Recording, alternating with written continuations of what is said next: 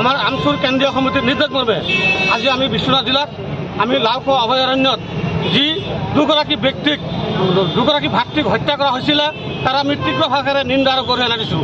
এটা কথা আপোনালোকে চাব, তেওঁলোকৰ যদি বন বিভাগৰ তেওঁলোকে মাছ মাৰিবলৈ গৈছিল, যদি আইনগতভাৱে তেওঁলোকৰ দোষ আছিল, তেওঁলোকক ধৰি বান্ধি তেওঁলোকক জেলত পঠাব লাগিছিলে। তেওঁলোকক ধৰি বান্ধি জেলত নপঠাই তেওঁলোকে নিৰ্বিচাৰে গুলিয়াই হত্যা কৰিলে দুগৰাকী ব্যক্তিক। আজি সেইসকলৰ পৰিয়ালৰ কি অৱস্থা হ'ব? আজি সেইসকলৰ পৰিয়ালৰ আজি কি অৱস্থা হ'ব? গতিকে আমি এইখন চৰকাৰক ধিক্কাৰ আৰু গৰিহণা দিছোঁ। অনতিপলমে এই দুয়োগৰাকী পৰিয়ালক চৰকাৰী আৰ্থিকভাৱে সাহায্য দিব লাগিব, অন্যথা আমচু ইয়াতকৈ ভয়ানক আন্দোলন কৰিব। এই ক্ষেত্ৰত যদি কোনো মুখামুখি সংঘৰ্ষ হয়, তাত সম্পূৰ্ণ দায়ী হ'ব অসম চৰকাৰ আৰু আমাৰ বন বিভাগ মন্ত্ৰীয়ে। গতিকে আৰু এটা কথা আপুনি যাব যে তেখেতসকলে কোনো জাননী নিদিয়াকৈ যে তাত মাছ মাৰিবলৈ যোৱা হ'ব নহ'ব এটা জাননী তেওঁলোকক দিব লাগিছিলে।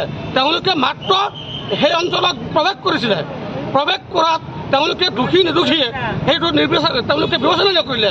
তেওঁলোকে অলৰেডি কি কৰিলে, দুয়োগৰাকী ব্যক্তিক নিৰ্মমভাৱে গুলিয়াই হত্যা কৰিলে।